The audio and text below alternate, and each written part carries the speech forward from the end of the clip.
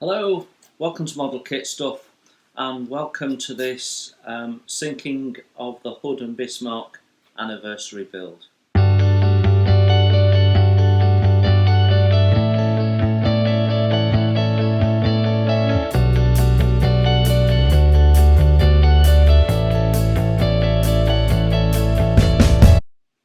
So this build of HMS Anthony is in memory of my grandfather that passed away last year. It's in memory of his two brothers, my great uncle Ben, who passed away a few years ago now with cancer, and my great uncle Peter, who perished at sea aged 19 due to a mishap in fog. And to all those people and stories that were lost on the Hood and the Bismarck. So what we're going to do in this anniversary build is we're going to build a model kit of the A-class destroyer HMS Anthony, which is the ship my grandfather was serving on during the event. Now, if you do a search for a model kit of HMS Anthony, you won't find one. However, a company called AJM Models make a 1700 resin model of HMS Ardent, and on the packaging it says HMS Castor, but that's a mistake because HMS Ardent was built as an identical pair to HMS Anthony. So at the time of the sinking of the Bismarck, HMS Anthony would have been in her pre-war overall grey colours, which is how we will be modelling her. Okay, so that's what we're going to do. We're going to build HMS Anthony.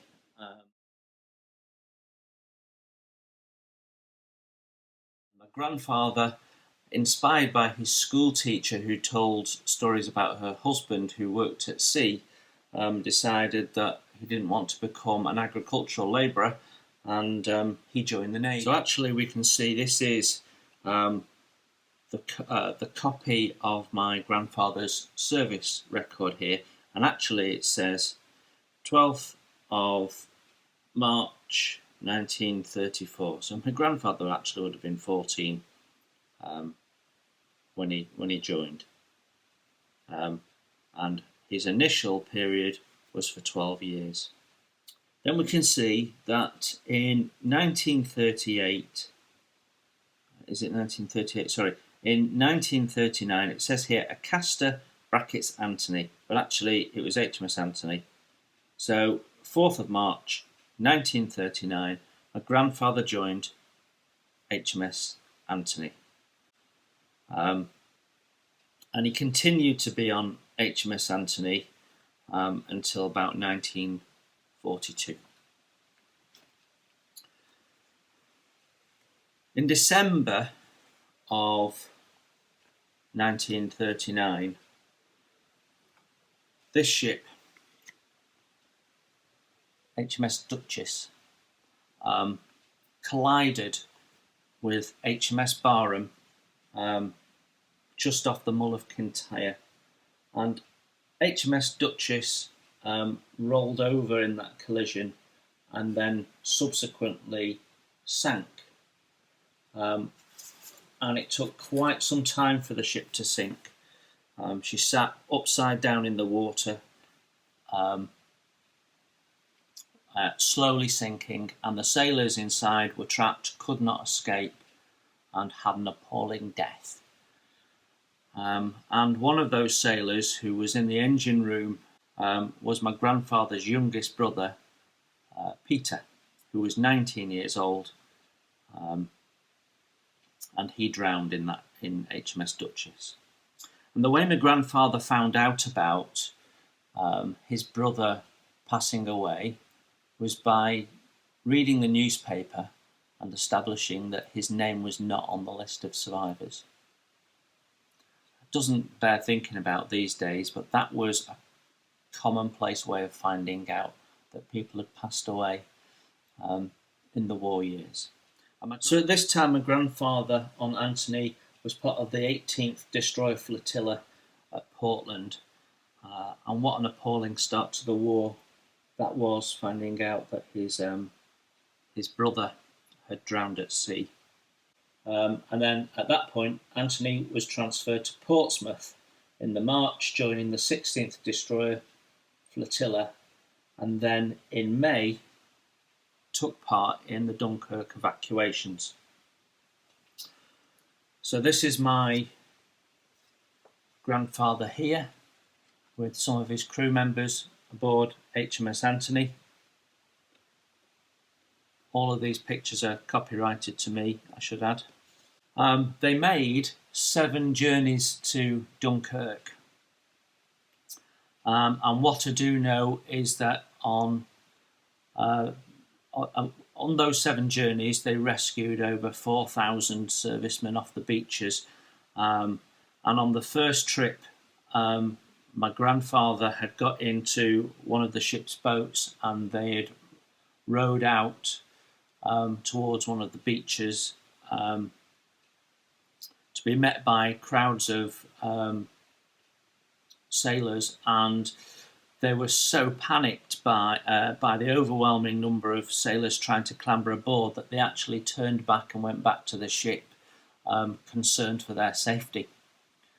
So I won't go into that operation too much, but I do know at one point he was having to beat soldiers off the boat with oars to stop them overturning the boat. So at the age of 21, my grandfather was seeing quite a lot of panic and disorder. So on their final journey, they just picked up and they were turning back and heading back to England when they were attacked by a Stuka. And my grandfather, at the age of 21, is stood on the deck and he saw this Stuka diving towards HMS Anthony. He saw it release its bombs. He saw the bombs hurtling towards it, and he thought at the age of 21, that's it, the game is up, my number's up. If it wasn't for the quick thinking of the captain of the ship who flung Anthony to port, those bombs would have hit, and my grandfather would have perished without a doubt. But as it happens, the bombs exploded in the water next to the ship, rattled the ship severely, so much so that one of the engines got rattled off its mountings, and Anthony limped home and then was in dock for repairs. So my grandfather had gone through the loss of a brother and the chaos and utter carnage of Dunkirk, the panic, the dismay that he'd seen on all these soldiers, British, French, Belgian, being rescued, how dishevelled they were, how exhausted they were. And now everyone's expecting the invasion of England. So after repair, HMS Anthony was assigned to the Home Fleet and was on convoy and anti-submarine duties, and then moved in September of 1940 to the 12th Destroyer Flotilla. Shortly after that, on the 27th of September, Anthony was involved in the rescue of survivors from the city of Benares. Now, the city of Benares was a ship heading for Canada, which was loaded with school children, and got torpedoed by a German U-boat. And there's a very famous story about this particular boat. So this photograph was taken from HMS Anthony, and on board there were some of the crew of the city of Benares, a number of school children and their teacher. And the teacher had taken control of the boat because the seamen wanted to use up all the rations, and she'd taken control of the rations and stopped them from doing that. And they'd been at sea for several days before being spotted by Catalina, which directed Anthony into the rescue. And here is a picture of HMS Anthony looking out for that lifeboat. And then we have a picture here of some of those little boys on Anthony after rescue. And if you have a look on YouTube, there is some Pathé newsreel of the rescuers being brought home by the city from the city of Benares. It was played across cinemas in the UK and was one of those stories sort of that they wanted to share on how well the Navy was performing. And in the newsreel, she's referred to as a warship because of the censor, but that is HMS Anthony. My grandfather is not in the footage. I have looked. So after receiving more damage in an air raid, she ended up on mine laying operations in May as part of the in May of 1941, and then became part of the escort for the battlecruiser Hood and the battleship Prince of Wales as they tracked the German battleship, the Bismarck. So you have to imagine where my grandfather was at this moment in time. He's lost his brother, he's seen the devastation of Dunkirk, he's been involved in a rescue, he's on convoy duty, he's seen ships get sunk. This is when the U-boats were at their most effective in the war. He's constantly wondering if his ship is next and whether his number's up next. So the nervous strain must have been terrible. So he's having all of this experience, and now he's escorting the Hood, the pride of the British Navy, a ship that my grandfather openly believed to be one of the most beautiful ships in terms of her shape and form ever built. Now Anthony got low on fuel and got dispatched to Iceland to refuel and then to follow on and join up with Prince of Wales and Hood as soon as possible. So when HMS Hood went into battle, Anthony had refueled and was heading back towards the Hood. And they were rigged to take on casualties. They were at action stations, and the captain of the ship was relaying through the audio systems on the ship what was going on. And the captain simply said, "Hood sunk," to which my grandfather immediately responded out of shock, "I don't believe that." And the shock was terrible. And my grandfather later in conversation to me said that it was a very depressing event, much more so than Dunkirk. So Anthony catches up with the Prince of Wales, and eventually Anthony escorts the Prince of Wales back to Iceland, being totally battered by the Bismarck and Prince Eugen, very low in the water. And a ship that had not really finished commissioning had now been basically taken out of action and severely damaged. So a very depressing event. So my grandfather desperately wanted the Bismarck sunk. He understood the importance of sinking the Bismarck. Everyone knew about what had been happening with the Graf Spee and how effective she'd been as a commerce raider. And if Bismarck had got into the Atlantic, that could have been devastating. Now, at this time, my grandfather's other brother, Ben Port, this is Ben here. So Ben was the meteorological rating on the King George V, and he had a particular reason why he wanted to engage the Bismarck more than most people did. And what I'd like to do is I would like to just share this story with you because it is quite unique. Let me tell you about my great uncle Ben being on King George V, and it'll give you an interesting insight into the daily duties of the meteorological rating. This is a letter written by Ben to me in 1991 when I was 21 years of age, and I was asking him all about this, and this is what he had to say. I had my own reasons for wanting to get into action with the big German ship, quite different from those of the Admiral. In 1941, I was 18, an ordinary seaman on the King George V, the flagship of the Home Fleet. For about 6 months, I had been the ship's meteorological rating, i.e. the weatherman. This was a bit of luck, as it meant having an office more or less to myself, a terrific advantage in a crowded warship. Actually in charge of the office was the instructor commander, but as he had other things to do, it only came in about twice a day. The object of the office was to provide weather forecasts for the fleet, plus general information about the weather such as temperature, wind direction, or any other updates on the latest forecast. The weather maps were made up from long coded messages sent by radio from the Admiralty, so much of my time was spent decoding these and then drawing the maps from which the forecasts were made.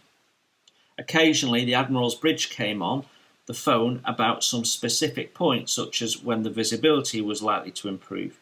Usually it was a staff officer, but sometimes it was the Admiral himself, who I rapidly handed over to the instructor commander if he was there. If he wasn't, I had to answer up for myself. This did give me pause, as apart from the awesome difference in rank, was the knowledge that the whole fleet might be depending on what I said. However, the Admiral, a very experienced sailor, had a very good opinion of his own weather judgment, which did not always coincide with ours.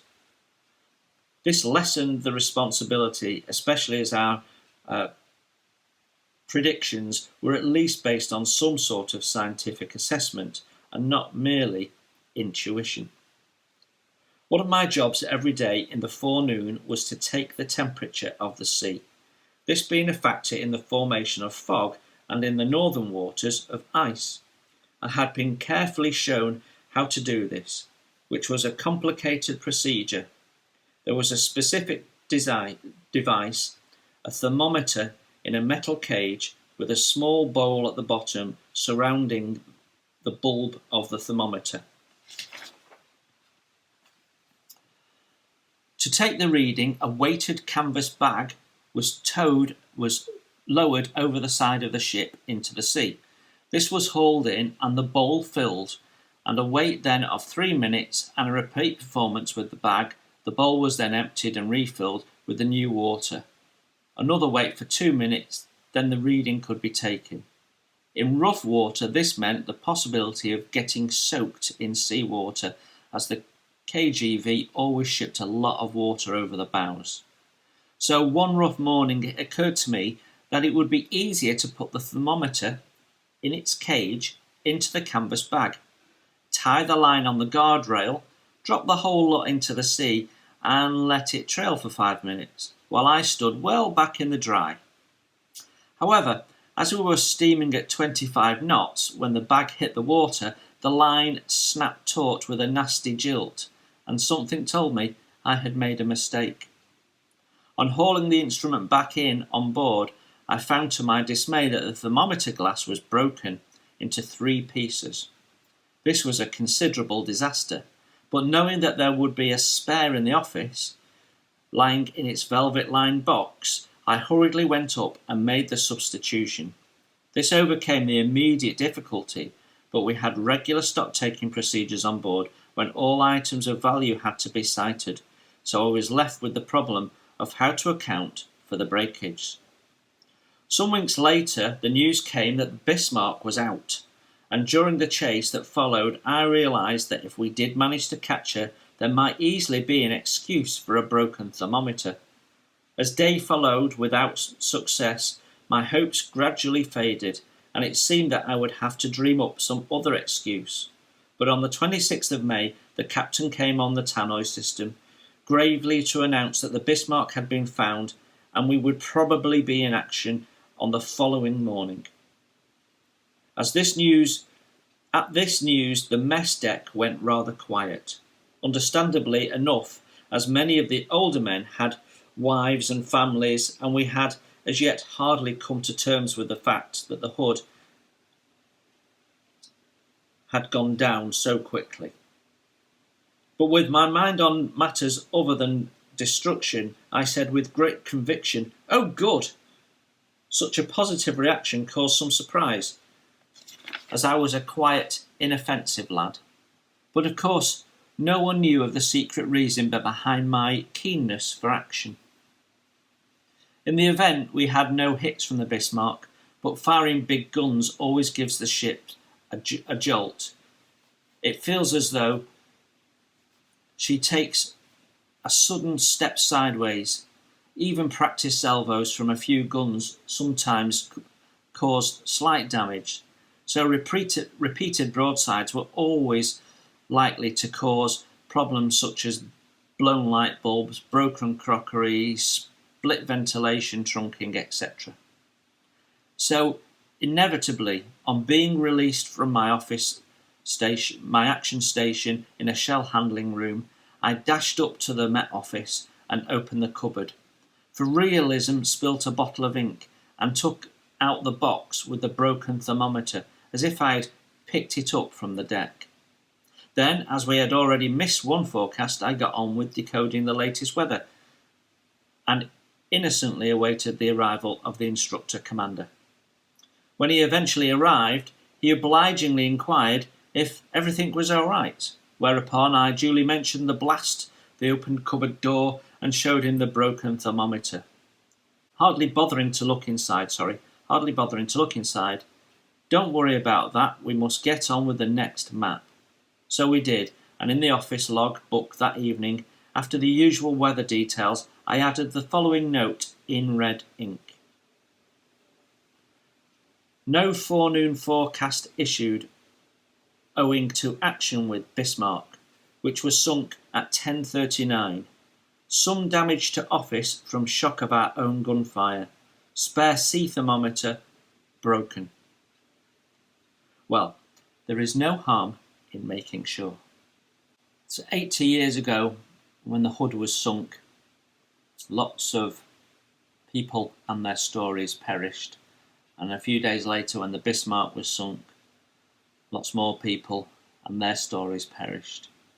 I feel very lucky that my family's stories have survived and that I know them and that I can pass them on and that they can.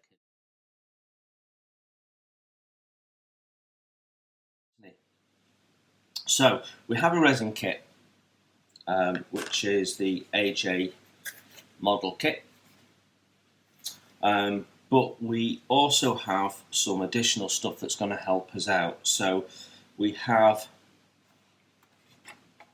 Tamiya's 1700 E-Class. Now, the E-Class and the A-Class, which Anthony is, are very, very similar ships. There is one or two differences, shape of the superstructure in places, and the length of the ship.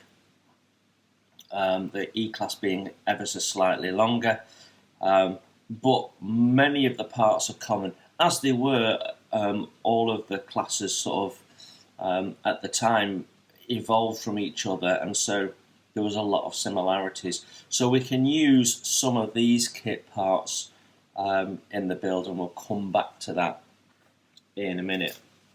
Also, I have, if I can find it, I have the etch update set for the E-Class, so that's going to give us some additional options as well. We're going to mount the model on a base, and I'll be using this picture frame for the base, and we'll put her on a little seascape and depict her as she was racing towards Hood and Prince of Wales, having just refuelled at Iceland. That's my plan. So we need to start by opening up the hose holes here, and some of these scuttles need just drilling out a little bit.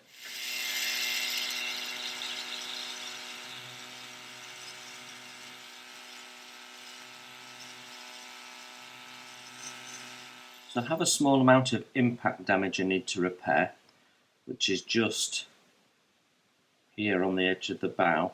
So what I plan to do is run some super thin CA glue in there and push it back into place, and hopefully that'll hold it with minimal cleanup required.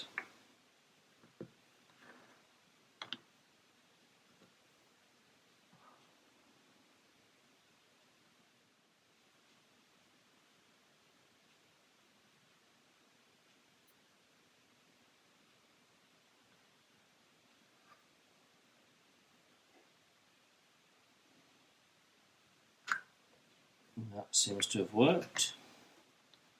Now we've got a small amount of filling to do, and then what I'm going to do is give it a bit of a quick prime, and hopefully that'll help us see any imperfections in the hull.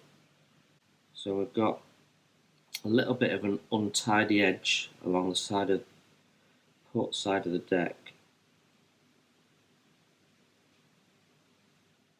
and this Vallejo put is a very quick and easy solution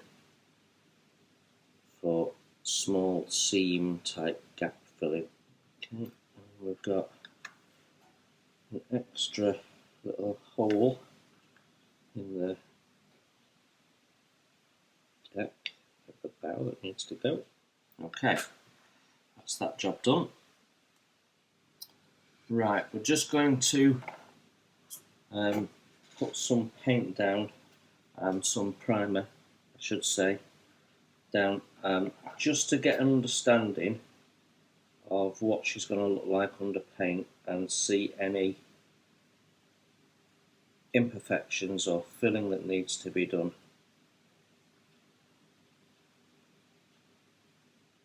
And the hull still needs sanding down with very fine wet and dry, but what putting the undercoat on will do is help me see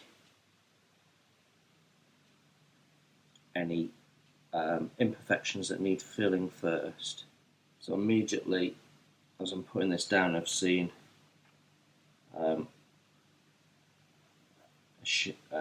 what effectively was a shift in the mould when it was done, and so I've got a little bit of shaping to do on the stern here. Right, we'll let that dry for a minute. So I'm just putting a little bit of filler in. We have like a bit of a dent at the waterline where the hull goes in, rather than giving us a straight edge as we really want. So I'm just putting a bit of filler in there so that we can gently sand that back into shape. And then I have a little bit of unevenness on this side here.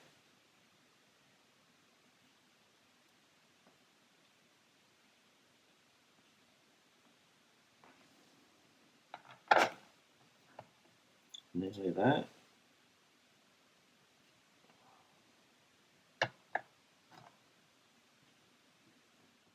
There we go. So we'll just give that a moment to dry off, and then we'll scrape that back a little bit, and then we can sand it into shape. So that seems to be it for the imperfections. So we're nearly ready to put paint down on these parts. So first paint we're going to put down is the courtesy. Now we've sanded those imperfections out of the hull there, so I'm happy we can proceed now. So I'm using Life Colour Royal Navy courtesy for the courtesy. It's a really good colour match actually, better than Tamiya's. Tamiya's is a bit dark really. So we're not going to need a lot.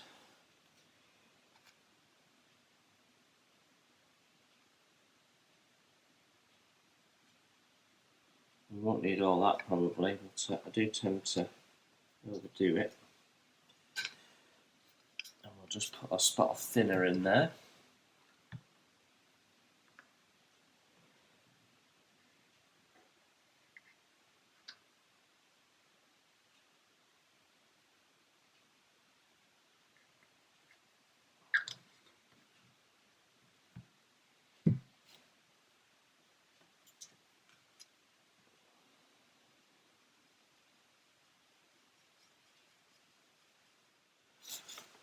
Okay, so we've got a little bit of masking tape there to denote the end. We're painting over a sort of a dark grey on the rest of the deck, on the steel sections, so we should be okay going over this if we need to.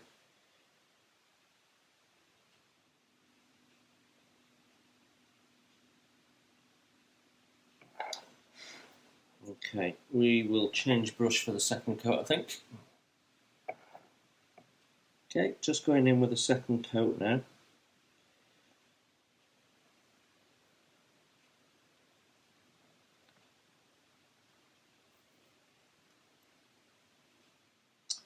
So we've put the dark grey down for the steel decks.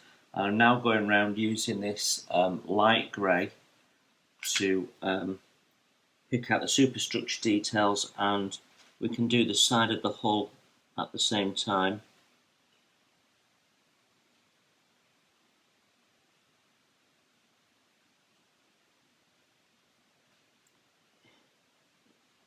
It's not too dissimilar a colour to the primer, which makes it a little bit more difficult to see what I have and haven't painted.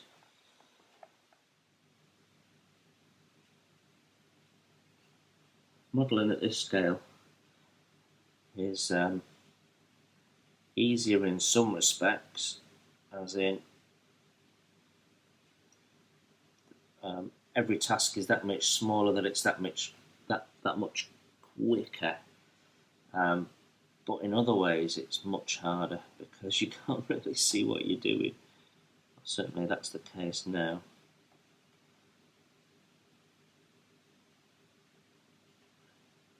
The optician told me that my eyes will continue to deteriorate until I'm 60, so I might not even be able to see the whole thing in 10 years' time.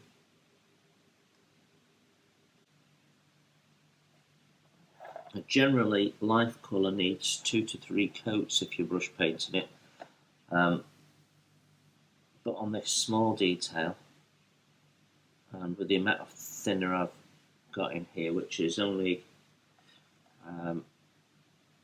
it's about 25% thinner, most of this I'll get away with no more than the 1 coat.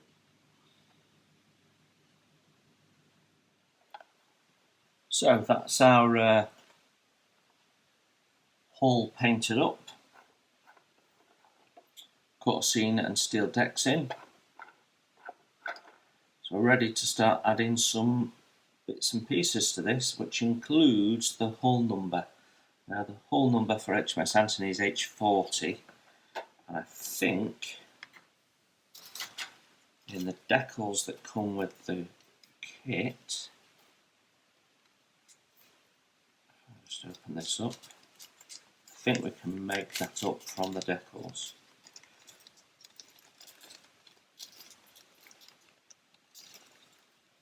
Yeah, so we've got an H09 and an H41. We've also got some hull deck markings, and so, but we can slice, looking at this is all one single decal film, so we'll have to cut this out a little bit. I think that's the next job. I just want this to dry and harden up a little bit first. Okay, let's have a crack at this first decal and see if we can make it go on.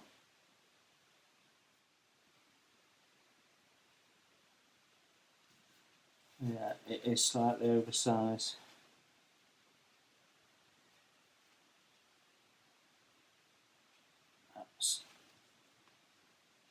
That's pretty annoying, really. Anything I can do about that? Let's get the 0 on.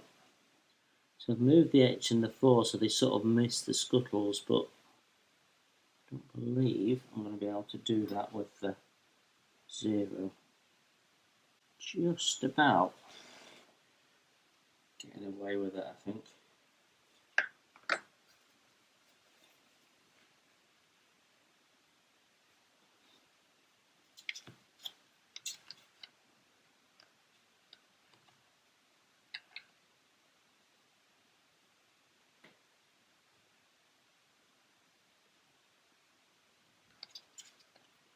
So whilst we've got the ship facing this way, we might as well put the depth marks on. So we have 2 at the stern, 1 at the bow. Okay, so first depth one goes just behind the anchor hawse, and what we want is the first 3 numbers. Now you can see what we've done. We've just left the decals to overhang, and when they're dry we'll just go along with a sharp blade and whip them off underneath. I'm just going to put some setting solution on them, and then we can do the other side, and I will come back to you when that's done. So following my normal build process of starting at the middle and then moving up and out, we're going to start with this first funnel here. But before I can put that in, I have 4 photo etch parts that need to go in a row here. These are 2 of those which need to be folded, and 2 of those which need to be folded. So I'm going to start by taking off the 07, as that's an end one, and taking a view on how easy it is to do that.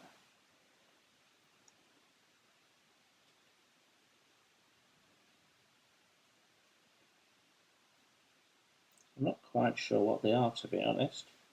So they have got fold lines on, and we need to make them into a little sort of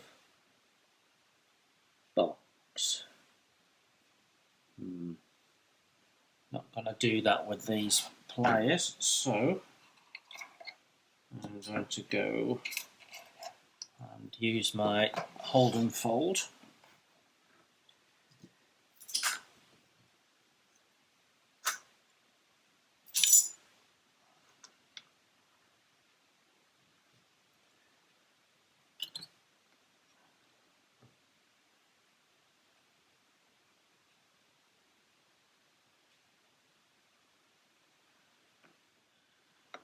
Okay, let the fun begin. Okay, so we have done the fold as far as we can, which is not far enough. Part is, because it's forming a box, the part is just way too small to do on the hold and fold. Okay.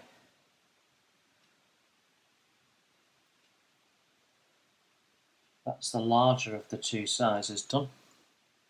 Right, so we have folded those 4 small little boxes. There is 2 of them, and I am going to attempt to attach these on now. So in this bottle top I've got some super thin CA. I'm just going to dab them in that and then put them in the middle of where they need to go.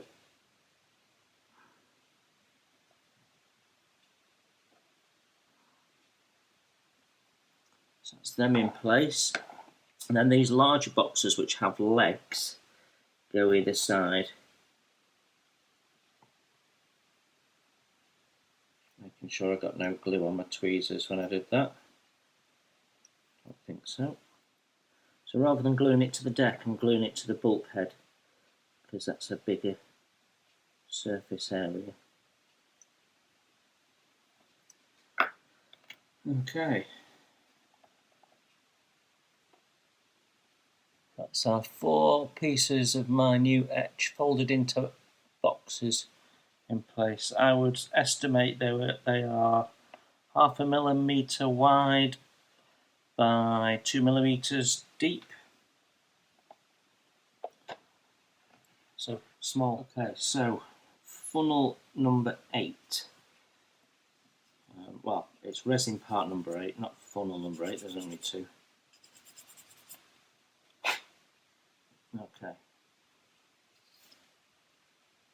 just tidying up the mould seam.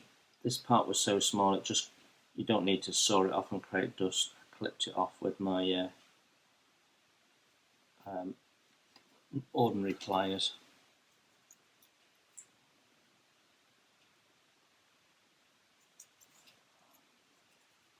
A little bit of a seam on there, so I'm just using a bit of wet and dry and a little dab of water. Right, so I have two vents that go upside the chimney, and then I've got to make a bit of ducting out of some wire, which is supplied with the kit. You just have to cut it to length. So I'm just going to, the part comes with a lot of flash between the casting block and the actual pipe. I don't even know if you can see that, it's such a small thing. It must be 0.2 millimetre or something. So I'm just going to cut away the flash first. Basically, you're just pushing it down with the tip of your knife and it breaks off. Trying not to break the actual part, which at this scale is very, very delicate. Okay, that's my second bit of pipe work.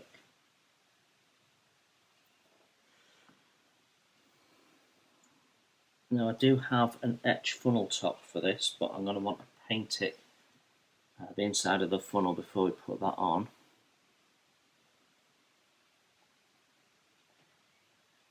Right, yeah, happy with that. Just a dab of glue.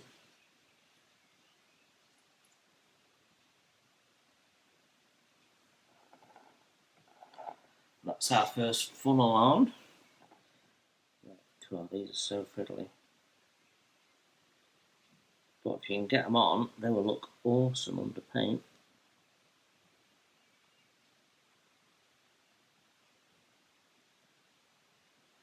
Right. So I'm just going to run some glue on this bottom contact point. There's 3 contact points. I'm doing the lower 2 ones. Because I'm actually holding the top one.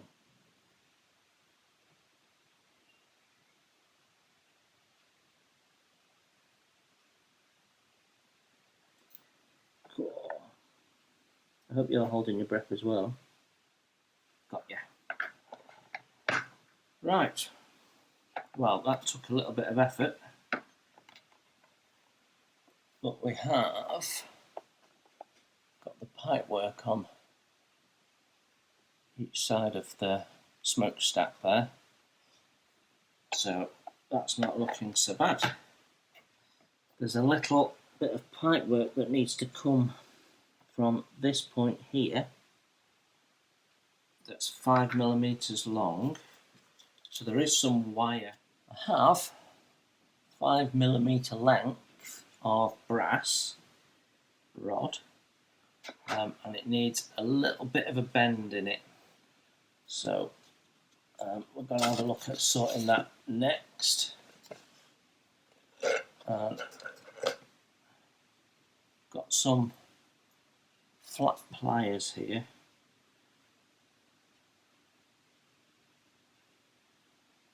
So I can hold the end and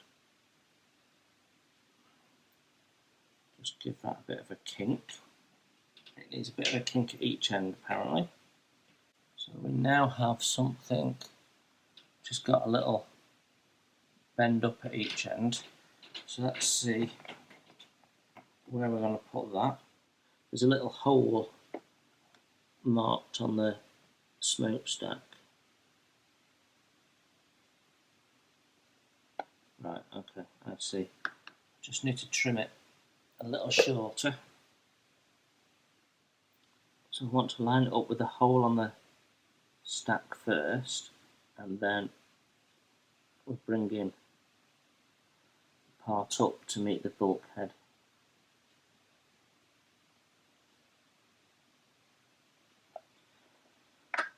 Yeah.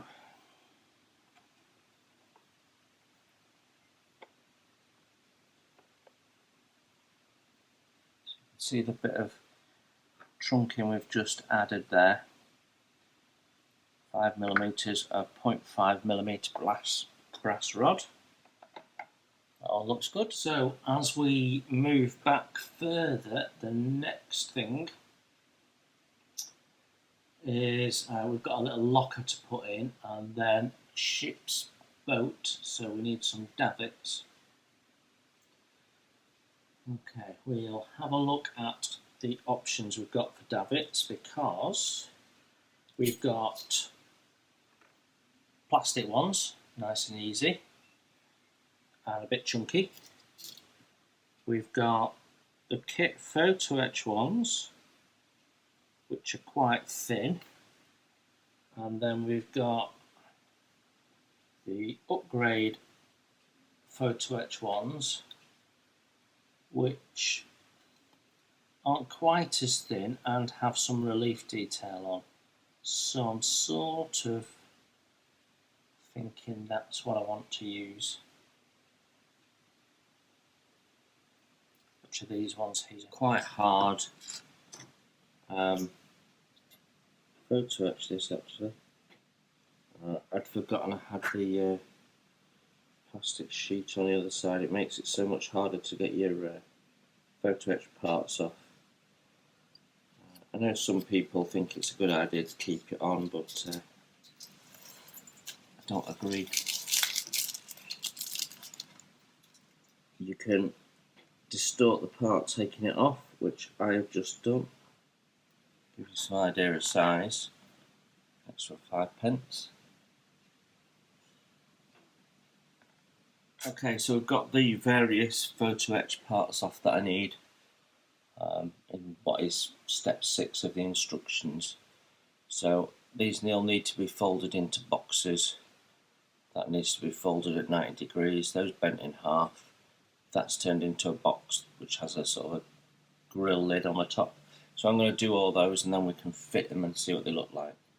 So I'm just looking at the superstructure for the forward superstructure here, which has good mounting on it, and the deck is a bit warped. There's no detail underneath. It's going to take quite a bit of work to sort it out. So even though we'll lose a small amount of detail, we'll actually add a bit of detail by replacing it with this photo etch part, which we can then bend into shape, and it'll look good enough. So my plan is to cut this off, sand it down, remove the ammunition boxes that are on there, and then we can glue them back on thereafter. And just a little update on where else we're up to. Second funnel has been painted. There are some black and red stripes to be done on there, so we're just starting that process. And we have some photo etch now in place.